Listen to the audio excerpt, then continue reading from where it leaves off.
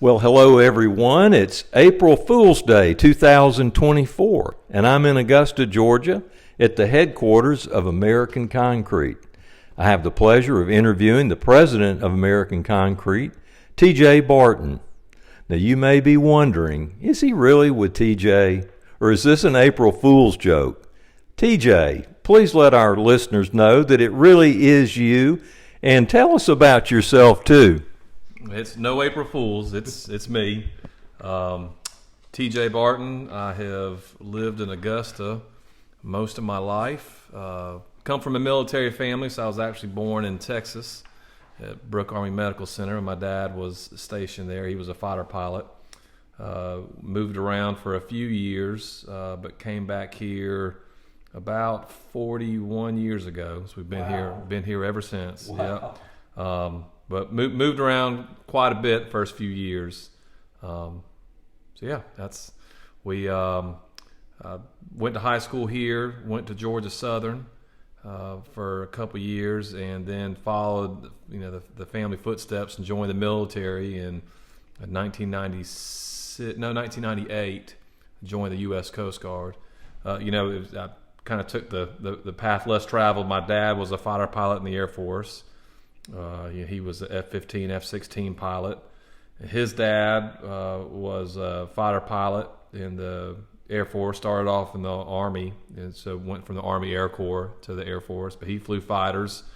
He was a fighter pilot in the Korean War. Would have been an ace. He had 3 kills and 4 or 5 probables from air-to-air combat. Now, this is your grandfather? This was my grandfather, my dad's dad, yeah. Gotcha. And then his dad, my great-grandfather, was a 2-star general. He was the commander of the 4th Division and was the commanding general of the Utah Beach invasion. Wow. So, yeah, wow. So I decided to join the Coast Guard just to shake it up a bit. Really, the reason why I did that was because I knew I couldn't fly. I had corrective lenses. Yes. And I wasn't going to be the first guy in the family to fly a cargo plane. There was no way I could fly a fighter jet. So I joined the Coast Guard. Had a family friend who was a general as well that took me on a tour of a bunch of different branches and bases, and he really encouraged me to try the Coast Guard out, and so took a path of search and rescue, which absolutely loved. Spent about 8 years in between active and reserve. And what was that time span from when to when? Oh, that was active from 98 to 04. Oh, okay. And then did some reserve time after that. So I did my first stint in Charleston, South Carolina, and then moved over to the West Coast, out to Oregon. Was a surfman out there, so I drove those. See the boat that'll roll over in the surf and it'll rewrite itself. So spent some time out there in Oregon. Did some training in Oregon and in Washington State, and was out there for close to 4 years. And then moved back home in around 2004. So you came back when things were just smoking hot. Oh yeah. At least I think it was statewide. It was really, really busy. Well, let's dig into to the business, to American Concrete, and start at the beginning. Talk us through from the very founding of it, and then all the way up. Kind of bring us up to present.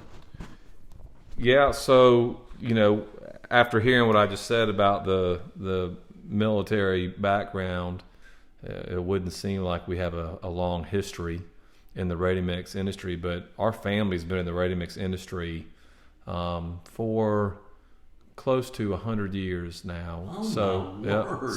So we actually, my grandfather, R.O. Barton,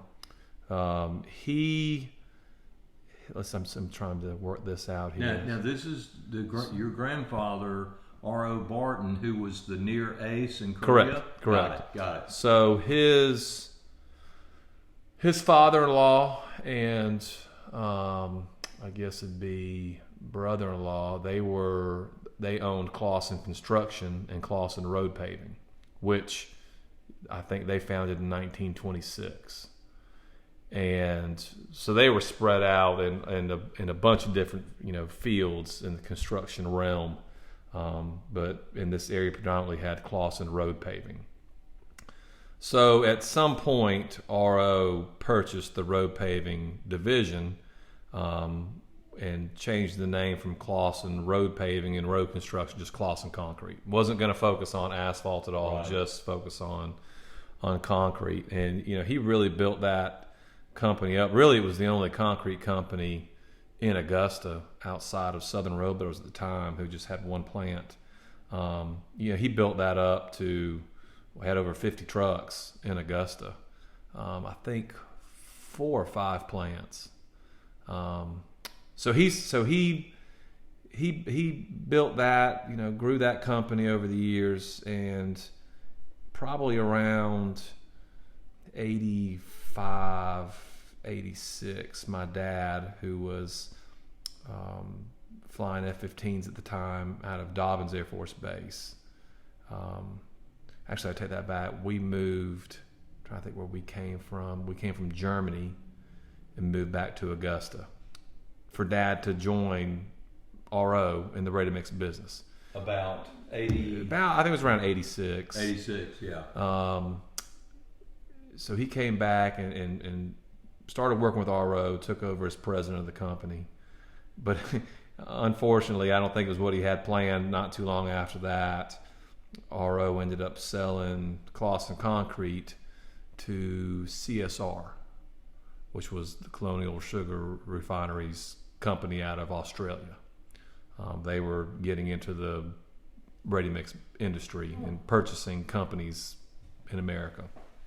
See, I've never heard that. It's very interesting. Since then, it's, I think after CSR sold it to Blue Circle, and it may have gone through Rinker and then Lafarge. I mean, it's now currently what I think all the plants is what SRM has. They acquired it from Argos, who got it from Lafarge. So it's changed hands probably 6 times since he sold it in '88. So that's when we sold it in '88, which kind of left Dad with a problem because he had gotten out of the Air Force to do this, and it had been sold, and he had a non-compete agreement from 1988 to 93. Did a few things in between that time, just trying to find a new career. Still was flying at the National Guard, flying F-15s in the National Guard, which he loved. Yeah. It was one of the only units in the area that had F-15s, so he was still happy with that, but I think he was pretty miserable, with the full-time career options that he had. So in '93, he got a phone call with the opportunity that Southern Road Builders was looking to sell. There was an opportunity there, and he jumped on that pretty quick. So in August of 1993, Dad purchased Southern Road Builders and started up American Concrete. Really, I think we acquired where all of our plants are now, is the original purchase, all the properties. We've since put in some new plants, but it's all the same. So what you're just so I'm clear and we're all clear. So to the American Concrete today footprint is the same as it was in '93 when your dad we have added, we've expanded out towards the Appling area. We purchased a plot right there at Appling Harlem Highway where it meets I-20 about 5 years ago. Okay. So we expand we can service, from outside of Appling all the way to outside of Aiken into Waynesboro. Right. So how many total plants today? Right now we have 4 active plants. 4 active. Mm-hmm. And when he bought, there were 3 active. Is that what you're saying? Well, no, there were 4, but we had one downtown, and so it was in the heart of downtown. Yeah. And once the medical district was pretty much built out, it's kind of one that I pushed pretty hard and said, look, we need to. It's kind of the old Wayne Gretzky, hit the puck where it's going. So we saw everything really heading out towards the Appling area. Right. And it is. That's where it's moving. So we tried to get out there as quickly as we could, which worked out great because as soon as we got the plant up, we picked up the big club car warehouse job out there. And, it was fun when I was sending the quotes out on that, and people said, well, how far are you from the location? I said, about 4,000 feet. I didn't. So it was right on our front doorstep. So it worked out well, and really, since we moved from downtown Augusta, there hasn't been many jobs that have come down there that would have justified us staying down there. So it was a good move. It was a good move. Mm-hmm. And we put a brand new plant up out there. So, and it's still growing towards that direction. So tell me, or tell us, everyone that's listening, how did you? You were still in the Coast Guard, and it sounded like 03, 04. How did you get into the business? Yeah, so I had really planned on it for quite a while, just planned on staying in and making a career in the Coast Guard. I loved what I did. It was a very tough position to get into. It was very tough to get qualified. So pretty much once you got qualified in that position, you could stay there your whole career, because there was only a handful of us on the West Coast qualified to do what I did. But my wife had always wanted to be a nurse. Her sister was a nurse, her mom was a nurse, and there wasn't a lot of options there on the where we live. It was a rural area for her to get her nursing degree. I was also really close with my grandfather, my mother's father, who was also a fighter pilot. No kidding. Yeah. So I'm the only non-fighter pilot, I think, but very close with him. He was getting a lot older. Missed being around him. And just kind of woke up one day and said, I'm going home. And I'd finished my obligation, called Dad. I said, hey, Dad, I think I'm ready to come home. And he didn't push me one way or the other. I think he'd have been absolutely fine if I had stayed and finished out 20, but he was happy to have me come back home. And, I didn't really know if I loved what he did at the time. Concrete, and you got to love ready mix. It's not one of those things you just get into because it sounds like fun, because it's not. Well, I take that back. It can be, but it's you have to really grow to love it. So I wasn't really sure that it's what I wanted to do. I just knew I wanted to be home. Christy wanted to be home, so we came back. Now, did you have children at that time? I did not. Okay. I did not. Okay. We didn't have kids, but we were ready to start. Building the family. So Dad said, sure, come on home, but I don't think you're just going to come home and take over the company. You got to get your degree, and I want you to work every position that we have. So I had taken some classes at Georgia Southern, and had taken quite a bit of classes while I was in service, but still had a couple semesters left when I got home. So I actually finished my degree online while I was driving a mixer truck. My first job with American Concrete was doing yard work when I was in high school. Right. Did that, spent a little bit of time in the shop. So my next step when I got back home was Dad put me in a mixer truck right away. So of course I had no CDL, so I had to get my CDL learning on a mixer truck, which was interesting. Most of the people we get, they get their CDL either in an academy or over the road. You don't get a lot of people that learn to get it in their mixer truck.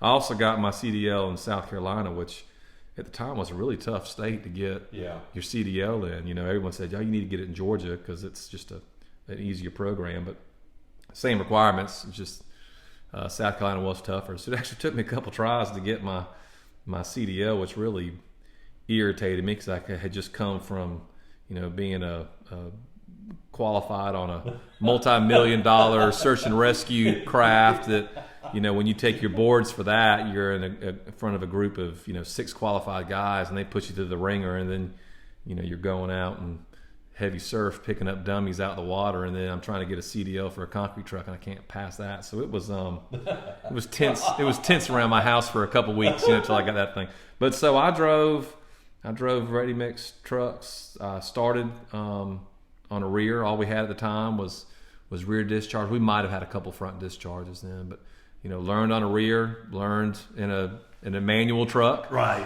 Which I don't even know if you can get now. Now, what were y'all Max then, or we had 2 Max, mostly international. Yep. So spent about 6 months driving a truck, and then it was on to dispatching, batching, Then I did a few years in sales, also doing quality control.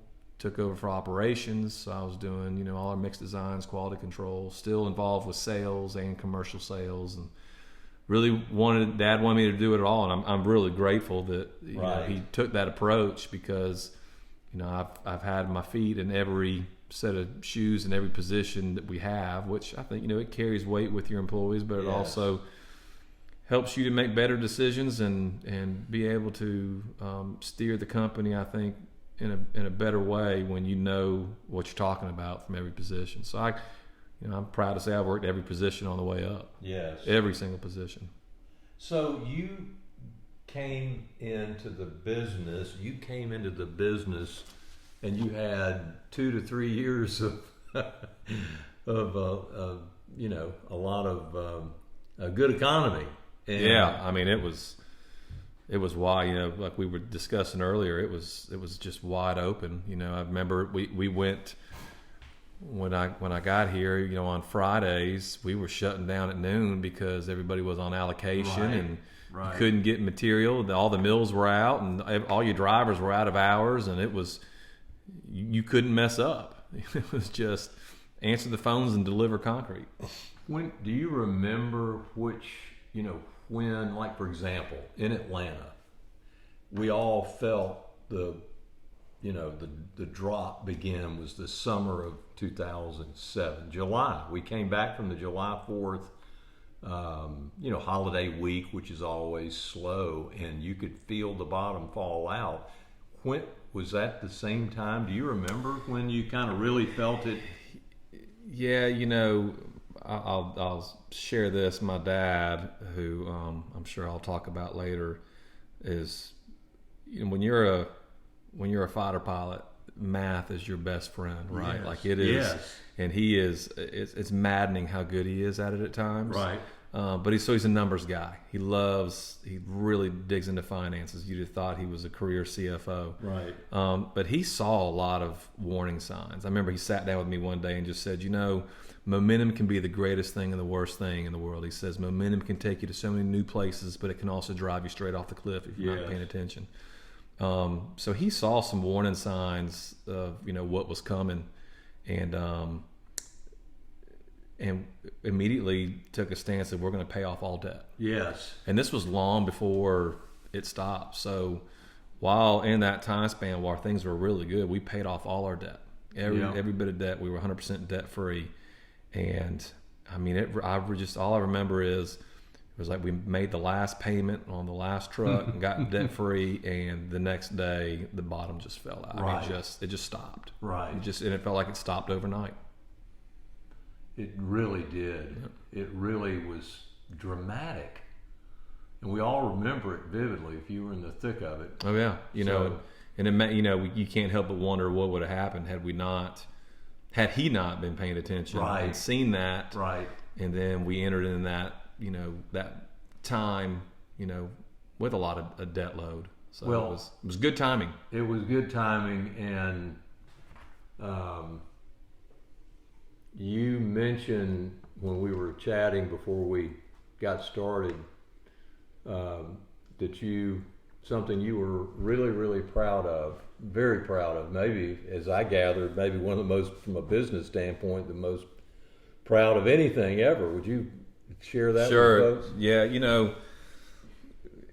when you look back at, like, when you ask the question, what are you most proud of? And I know probably there are a lot of people that will say, oh, we built this, or we got this project and poured this many yards of concrete. And really the one thing that sticks out to me more than anything else is that during the Great Recession, right, we never laid off a single employee, and we maintained a 40-hour guarantee for all of our employees throughout the entire time. Now, that's not to say that it got close there, for a while, where we did have to have some discussions of, okay, we may have to look at, management takes a pay cut here, and we may have to reduce our guaranteed hours down to 30, but we'll start at the top first and work our way down, to all the way down to the drivers, before we do that.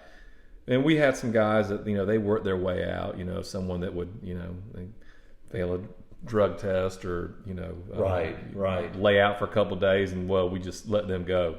But normally you would have replaced them, but you them, just right. let it. So we just let that truck Right. sit, and we got to the point where 50% of our trucks were sitting. Right. But we never had to let somebody go, and even today, through the economies that we've been through over the last 5 to 10 years, it's the first thing that I'll tell somebody when I interview them is, hey, Yes. look, we've never had to let somebody go, and we've never cut hours before. I wish that people were as excited about that as I am when we told them, but it really is probably what I'm most proud of everything we've done, is being able to make that claim. Well, like we said earlier, if you ran a ready-mix business during the Great Recession, and to hear your story is dramatic. It's meaningful to me. So, again, I applaud you. Tremendous accomplishment for you and your dad and your employees, your team. You kind of alluded to my next question a little bit, and my next question is, I always like to hear, what is a ready-mix, as the owner of a ready-mix business, what do you enjoy? It's a like you said, I mean, it's a hard business. You've got so much exposure, a lot of risk. You've got, you've got a lot of risk in just because of our product. The nature of our product is perishable, and once it's on the ground, there it is. I mean, there's so many things about it that can keep you up at night. All that being said, I'd love to hear anything you would say about the pleasure over the years, things that you've enjoyed, just anything along those lines. So probably I could come up with 3 things that would easily stand out. The first thing is challenging jobs. We pride ourselves on being the experts. We've got a long history, not with just in our family, but within our management team. I've got some guys that are still in our team that have been doing this for 60 years. Unbelievable. Our superintendent is 84 years old, still works every day. Wow. Can work circles around most of the young guys, and he's been doing this for over 60 years. So we've got a lot of expertise, and I'm proud of some of the guys in the team. I'm a NRMCA certified concrete technologist level 4. I've got a guy, our operations manager, he's a level 3. My dad still has his original, I think it would be the level 2. Yeah. Before they started adding all the levels to it, all my guys are DOT certified and ACI testing certified. So I do love it when we get these tough jobs that the contractor comes to you and we got to be able to do this and do this, and yes. They just almost in a panic, and I love being able to look at them and just say, all right, we got you.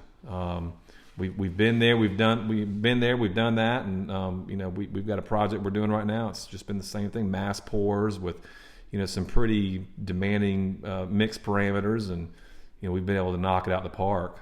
So I really do like these jobs that are challenging, because so much of it is just so monotonous. Right. Just right. monolithic slab, poured walls, driveways, sidewalks. Yes. But then when you get these jobs that do have those higher specs on it, I really enjoy that, and I think my team does too, because again they really perform at such a high level, which rolls right into the second one, is really my team. That's probably what I enjoy more than anything else. Yes. is my team. We call it our Monday management team. We call it that because we get together every Monday morning. We have what we call our L10 meeting. It's our level 10. It's based off a book we all read. It's called EOS, but it's kind of our operating system. Yes. And every Monday morning we get together and all right, how can we operate at a level 10? And we go through and really we talk about our week. We talk about what our targets were. Did we hit them? Why did we not hit them? It's really a weekly debrief. Right. Not to go off on a tangent here, but that's the greatest thing that I think I ever got out of my time in the military. And my dad, my granddad, everybody would agree. It's always the art of debriefing. Yes. And you miss that a lot outside the military, and debrief is so critical. So it's really our weekly debrief, but it's also our weekly planning. So anyway, that Monday morning, we call it our Monday morning management team, or Monday management team. Really, there's 9 of them that we meet with on a weekly basis. So those are my salesmen, my operations manager, vice president, CFO, and they are just an amazing team. I've got some people that have been friends for a long time we brought on. I've got a guy that I served with in the Coast Guard in Oregon that's on now. Cool. The guy that's, as our vice president, he was a previous customer that no kidding. Yeah, that I was out on a job site one day. It was my first day on sales in Aiken, South Carolina. He was doing poured walls and the bottom drops out. I mean, 4 inches of rain in probably an hour. I mean, just pouring. And man, I had trucks on the job site. And he was your customer? He was a customer. Yeah. Had trucks on the job site. A lot of people would have just freaked out, thrown their hands up, and he was so calm and cool. When I was like, man, I'd love to have that guy on my team. I was like, I'm gonna have him on my team one day. But I was in no position at that point in time to be building my team. Right. And fast forward 10 years later, we lost one of our guys on our team after a long battle with cancer. And I just remember going to Dad, going, all right, this is the guy I want. And so we pursued him, and so he was on the team. So I mean, there's a lot of people on this team, but there's just no, I get it. I couldn't ask for a better team. These weeks that we have when you're short drivers and you're like, we don't have enough trucks to get the job done, and every week they get the job done and they do it with a good attitude. And I'm getting phone calls from customers, how happy they are, and if it wasn't for this team, I don't know if it's something I would want to do. Exactly. It really. Yep. I know everybody thinks that they have a good team. I know I have a good team, and I'd put them up against anybody from a company of any size. So that's probably the thing I enjoy more than anything else, because anybody can build stuff. Anybody. Right. Anybody can make concrete. I feel like ours is the best, but like anybody can buy the equipment to do it. You can't put a team together like that. No, you can't. So that'd be number one. And then, for us, giving back is a really big part of what we do here. We give 10% of our profits to local charities, really specifically the Boys and Girls Clubs of Augusta, and a couple other child-focused charities. And we've been able to make some pretty good impact to these charities locally. Especially the last 5 or 6 years that have been so good to us. So to be able to be in that position to give back to those organizations and be involved with them and see the change that it's making in our community, it makes a lot of the tough jobs and the long hours and the late nights really worth it. TJ, I'm so grateful that you've shared all of that with us, and it's very inspiring, I'll tell you. And just a couple of things. I think that especially about the boys. Is it the boys club? It's the Boys and Girls Club. Boys and Girls Club. Is the Greater Augusta. That kind of generosity. What came to mind for me immediately was the good book tells us that he who honors me, him will I honor. And I got to believe that so much of the blessing that you and your father and your family, your team, your business you've enjoyed. Obviously, you've worked hard, but I think you've honored God in your work, and I think He's honoring you. He's prospering you, and I'll take that. I'll take that any day. So I applaud you for that. And when you were talking about debrief, what popped into my head, I had an old mentor used to tell, he would say, he said, how you learn? I said, how's that? And he said, you learn by reflecting on your doing. You learn by reflecting on your doing, which is another way to say debrief, but we just get too busy to do it, and then we make the same old mistakes. And so for you to have established, or you and your team, you have this habit, this pattern. It's a rhythm, and it's obviously paying big dividends for you. So I'm excited to hear about that. Let's see. I've got a few more. You've really given us some wonderful insight into the DNA of American Ready Mix, the history, and just what makes you tick. I think I know the answer to the next question, but I've got to ask it because I always like to ask it: is who's had the greatest influence on you personally in your life and in American Concrete? Yeah, it's pretty easy. I mean, there's always people along the way that I shared with you about Bob Mundy. He's been with us since the beginning, and probably 60 years in ready mix. And we have an old salesman, Charles Adams, or Aiken, that had been in the business for a long time. That you get lots of little nuggets from him. So those were a couple guys that I tried to spend some time with when I first came on board, because it was amazing what they knew, from the last 50 years of being in this business. But I mean, hands down, it's not even close. It's my dad. I mean, yeah. He's been such a mentor to me my entire life, and really has always challenged me in everything. And he's a tough cookie. When you do what he did, there wasn't a lot of margin for error. No. And he carries that over into everything. Sometimes it's maddening, because I'm like, Dad, there's got to be a little gray area here, and it's pretty black and white. But he has always really pushed me. He's let me fail Yes. quite a bit. But never throws a "I told you so" in there. It was okay. Well, what did you learn from it? I've seen him with a lot of things, with how he runs a business, some tough decisions that he's made, and I'm like, golly, I don't know if I could do that. Right. But he just, has always been very consistent. Well, this is the responsibility and the weight you have placed on you as a business owner, with other people that depend on you to make these decisions. And, if you can't make these types of decisions, this may not be the career path for you. Right.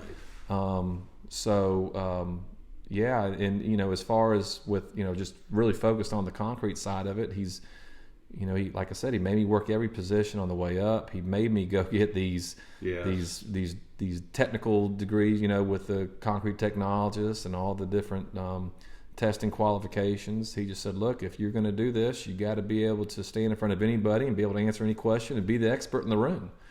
And so, I feel like it's because of him that I've become, the expert in the room.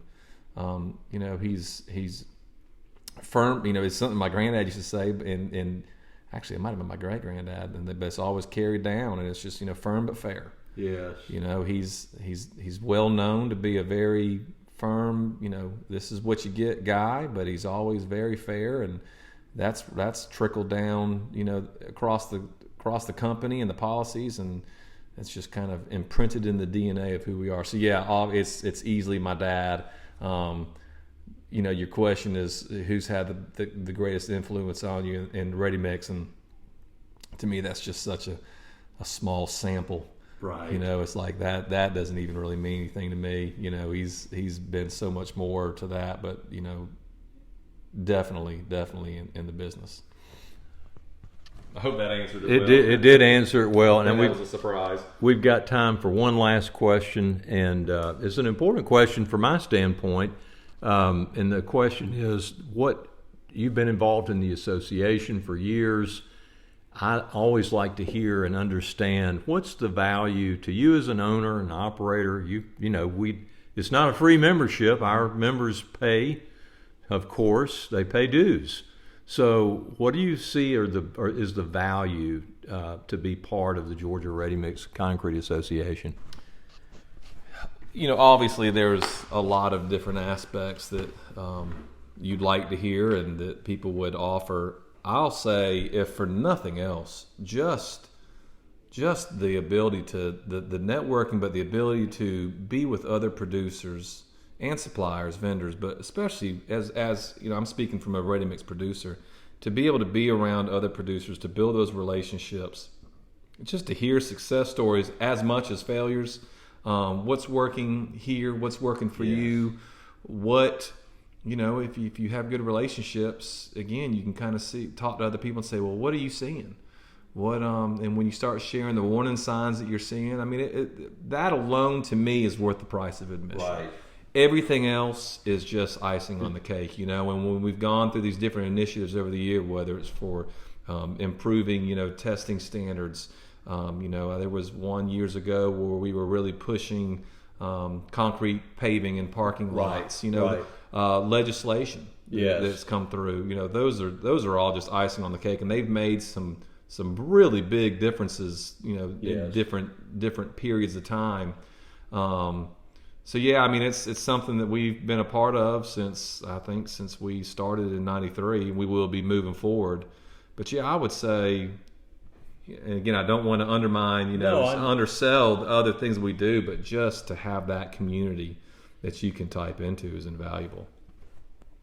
Well, TJ, I got to tell you, what you just said is pretty consistent throughout the state as I visit with people. It's the relationships, the ability to have sounding boards. Again, all legal conversation, everything legal and up and up. It's the issues around safety, around hiring, around fleet plan. I mean, there's so many realms that we can have conversations about, and that's the beauty of the association. And so I'm delighted that you enjoy that and value that, as well as the other initiatives. The thing, presently we've got this field testing thing that we're really hitting hard.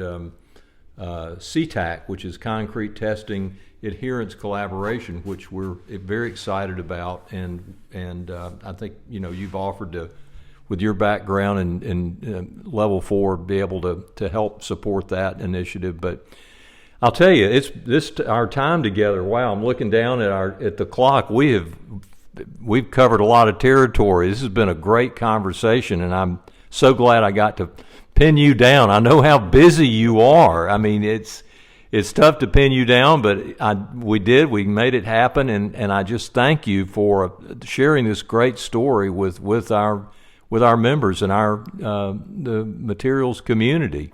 Thank you so much. Well, I appreciate it, Bill. Thank you for all you do for us, and we're really excited about some of the things that we see on the horizon and moving forward. But I've enjoyed it. Take care. Bye-bye.